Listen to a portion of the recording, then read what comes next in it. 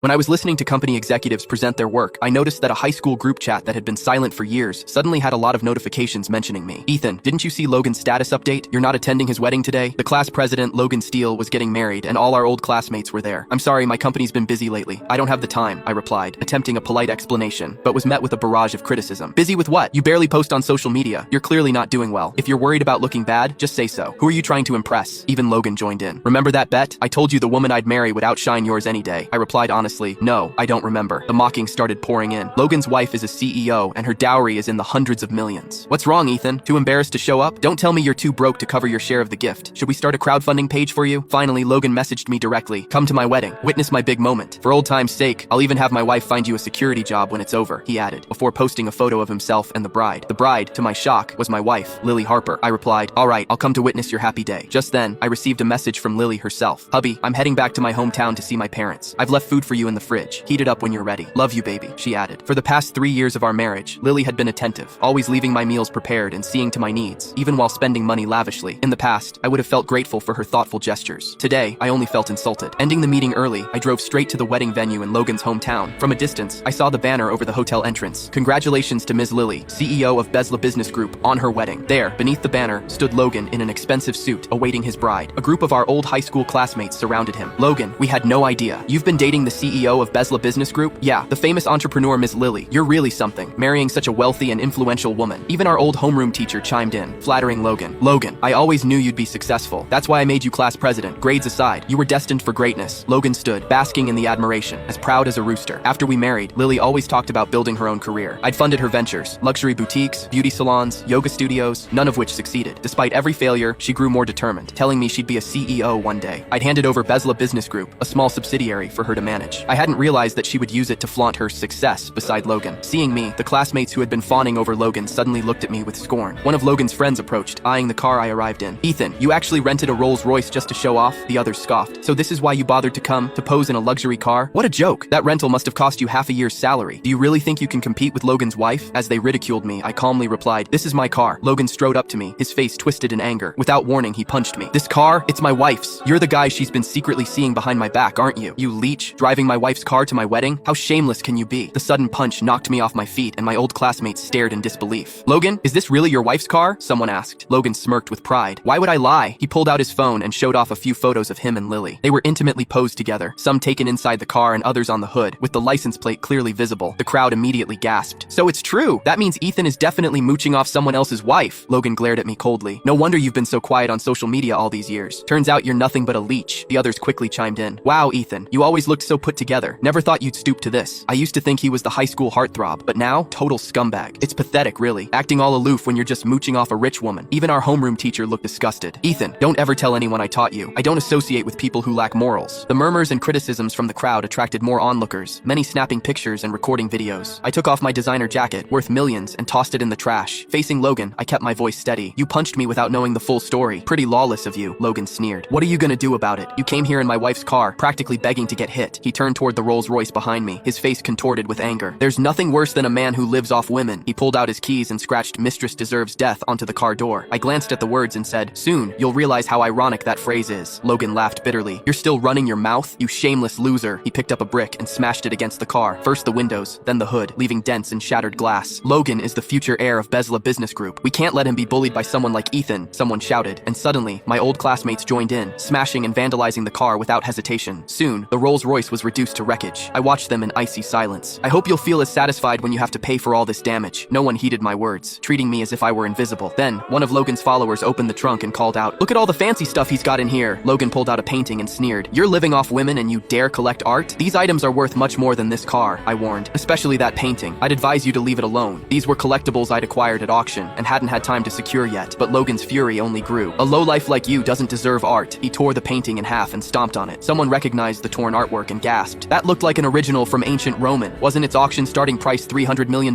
Logan scoffed. So what if it's worth $300 million?